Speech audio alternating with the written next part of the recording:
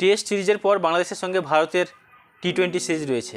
আর সেই টি-20 সিরিজের আগে ভারতীয় লেফট হ্যান্ড ব্যাটসম্যান তথা অলরাউন্ডার প্লেয়ার রিঙ্কু সিং, যিনি নিজেকে ঝালে নিচ্ছেন। আমরা জানি রিঙ্কু সিং অনেক কঠোর পরিশ্রম করে তবে কি তিনি ভারতের জার্সি গায়ে জড়াতে পেরেছেন, তা না হলে তিনি কখনোই পারতেন না ভারতের জার্সি গায়ে জড়াতে।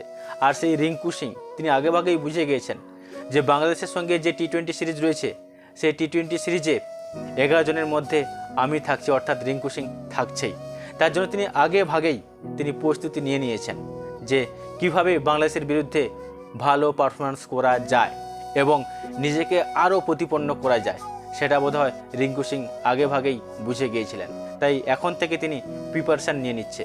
অর্থাৎ আমরা জানি পরীক্ষার সময় পড়লে হয়তো আমরা অনেকেই খারাপ রেজাল্ট করতে পারি, নিজের আশানুরূপ রেজাল্ট আমরা পাই না, তার ফলে আমরা হতাশায় ভুগি। তার জন্য আগে ভাগে আমাদেরকে প্রিপারেশান নিতে হয়, যেটা রিঙ্কু সিং এই মুহূর্তে তিনি করছেন। অর্থাৎ রিঙ্কু সিং বুঝে গেছেন যে আমাকে 11 জনের মধ্যে জায়গা করতেই হবে বাংলাদেশের সিরিজের বিরুদ্ধে, তাই তিনি বুঝে গিয়েছেন। আর সেই বুঝে আগে ভাগে তিনি প্র্যাকটিস শুরু করে দিলেন। বাংলাদেশের বিরুদ্ধে টি-20 সিরিজে রিঙ্কু সিংয়ের মতন প্লেয়ার যদি জায়গা না হয় তবে কে পাবে? সেই সূত্র ধরেই হয়তো রিঙ্কু সিং আগেভাগেই বুঝে গেছে যে 11 সার্কেলের মধ্যে অর্থাৎ 11 জন প্লেয়ারের মধ্যে আমি ভারতীয় হিসাবে চান্স তো পাবই। তাই আগেভাগে আমাকে কঠোর পরিশ্রম করতেই হবে। আর সেই জন্য ভারতীয় বাঁহাতি ব্যাটসম্যান রিঙ্কু সিং, যিনি নিজের হাতে ট্যাটুর স্লোগান লিখেছে। আমরা সবাই জানি নিজেদের শরীরকে আরও সৌন্দর্য করে তোলার জন্য আমরা বিভিন্ন জায়গায় অর্থাৎ শরীরের বিভিন্ন জায়গায় আমরা ট্যাটু করে থাকি, যাকে আমরা ট্যাটু মাস্টার বলি। বিরাট কোহলি কিংবা কে.এল. রাহুল, তাদের সারা শরীরে, কিংবা মেসি, তাদের সারা শরীরে ট্যাটুর ছড়াছড়ি। আর তাদেরকে দেখে অনুসন্ধান করছেন আমাদের ভারতীয় বাঁহাতি ব্যাটসম্যান রিঙ্কু সিং, যিনি নিজের হাতে ট্যাটু স্লোগান লিখেছেন। জানেন কি আপনি সেই স্লোগানটা কি? আর নিজের হাতে রিঙ্কু সিং যে শ্লোকটা লিখেছেন ট্যাটুর মাধ্যমে, সেই শ্লোকটা হলো গডস প্ল্যান বেবি। অর্থাৎ রিঙ্কু সিং নিজের মুখে স্বীকার করেছে, যখন আমার অফ ফর্ম থাকে তখনই আমি এই শ্লোকটাকে বিশ্বাস করি, কিংবা যখনই আমি ভালো পারফর্ম করি তখনও আমি এই শ্লোকটাকে অনেকটা প্রযোজ্য বলে মনে করি। তাই এই শ্লোকটা যাতে আজীবন আমি ভুলতে না পারি তার জন্য তিনি লিখেছিলেন গায়ে, অর্থাৎ তার বাঁ হাতে লিখলেন গডস প্ল্যান বেবি। আমরা জানি রিঙ্কু সিং যে মাপের প্লেয়ার, তাকে ছাড়া কোনোভাবেই এই মুহূর্তে টি-20 দল গঠন করতে পারে না ভারতীয়। তবে এটাও যেমন বলা সহজ, ঠিক তেমন দলে জায়গা করে রাখাটা কিংবা দলে টিকে থাকাটা খুব চ্যালেঞ্জিং বিষয় এই মুহূর্তে ভারতীয়। কারণ ভারতে এই মুহূর্তে প্লেয়ারের ছড়াছড়ি, কাকে বাদ দিয়ে কাকে এই জায়গায় নিয়ে আসবে সেটা হয়তো ভারতীয় ম্যানেজমেন্ট কল্পনাও করতে পারেনি। তাই রিঙ্কু সিংকে টিকে থাকতে হলে অবশ্যই ভালো ফর্ম ধরে রাখতে হবে, তা না হলে ভারতীয় জার্সি বেশি দিন তার কাঁধে যে থাকবে না কিংবা তার গায়ে যে জড়িয়ে থাকবে না, সেটা তো রিঙ্কু সিং বুঝে গেছে। তাই তিনি দেদার প্র্যাকটিস শুরু করেছেন।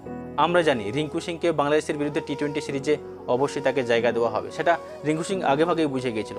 তাই তিনি এমন ধরনের ট্যাটু আঁকলেন। আবার এই ট্যাটুটি কার কাছ থেকে আঁকলেন জানেন?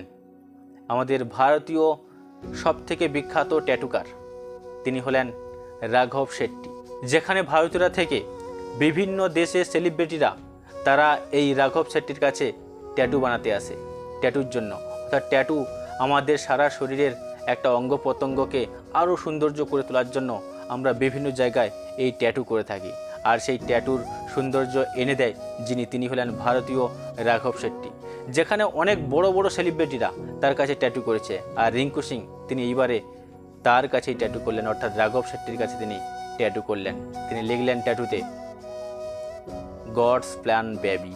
রিঙ্কু সিং জানতো যে বাংলাদেশের বিরুদ্ধে টি-20 সিরিজে আমার জায়গা পাক্কা হবে, কারণ এই মুহূর্তে ভারতীয় দুই বীর সন্তান, একজন রোহিত শর্মা এবং অপরজন কিং কোহলি অর্থাৎ বিরাট কোহলি, যিনারা টি-20 খেলা থেকে নিজেদেরকে বিরত রেখেছেন। অর্থাৎ তারা অবসর ঘোষণা করেছেন টি-20 বিশ্বকাপ পাওয়ার পর থেকে, যে আমরা আর টি-20 ম্যাচ খেলবো না। তাই স্বাভাবিকভাবে ধরে নেওয়া যায় রিঙ্কু সিংয়ের জায়গা পাক্কা। তবে যাই বলো বন্ধু, আমাদের ভারতীয় কিং কোহলি কিংবা আমাদের ভারতীয় হিটসম্যান রোহিত শর্মা, তারা যে কোনো ম্যাচ না খেললে না আমাদের খেলা দেখতে ইচ্ছাই হয় না, খেলার প্রতি মনোসংযোগ জাগে না। কারণ রোহিত শর্মা এবং বিরাট কোহলি যে মাপের প্লেয়ার, তারা যে কোনো ম্যাচকে উলটপালট করে দিতে পারে। তাই স্বাভাবিকভাবেই এই দুটি প্লেয়ার রান পাক বা না পাক, ফর্ম থাক বা না থাক, এই দুটি প্লেয়ার, ভারতীয় প্লেয়ার যদি কখনো দলে থেকে না খেলে না, তখন আমাদের খুব কষ্ট লাগে। আমরা সহ্য করতে পারি না যে এমন দুজন লেজেন্ড প্লেয়ার যারা বসে থাকবে, তাদের খেলা আমরা দেখবো না, তা কখনো হয়নি। বিনা না আমাদের খেলাটা দেখতে ভালো লাগে না বন্ধু, বিশ্বাস করো। এই মুহূর্তে ভারতীয় জার্সিতে রিঙ্কু সিং দুটো ফরম্যাটে তিনি খেলে ফেলেছেন, একটা টি20 এবং অপরটি ওডিআই সিরিজ। এই দুটি সিরিজে কিংবা দুটি ফরম্যাটে তিনি খেলে ফেলেছেন। আর বাকি তার ইচ্ছে যে আমি একদিন টেস্ট প্লেয়ার হব, অর্থাৎ টেস্ট ক্রিকেটে তার অভিষেক হওয়া বাঞ্ছনীয় বলে তিনি মনে করেন।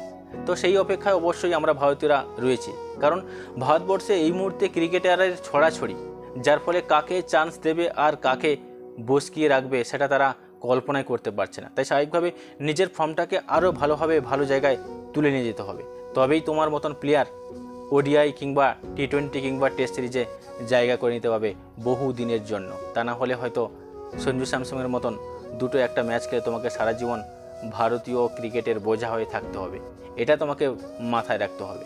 তাই তোমার কেরিয়ার আরও উন্নত হোক, আমরা ভারতীয় হিসাবে চাই। আমরা জানি তুমি জিম্বাবুয়ের একজন দক্ষ প্লেয়ার, আমরা জানি তুমি একটা সময় এই ক্রিকেটটাকে অন্য মাত্রা এনে দিও বলে আমাদের বিশ্বাস, এবং তুমি ভারতের অন্যান্য ক্রিকেটারের মতন নিজেকে প্রতিষ্ঠিত করতে পারবে বলে আমাদের বিশ্বাস এবং আমাদের ধারণা।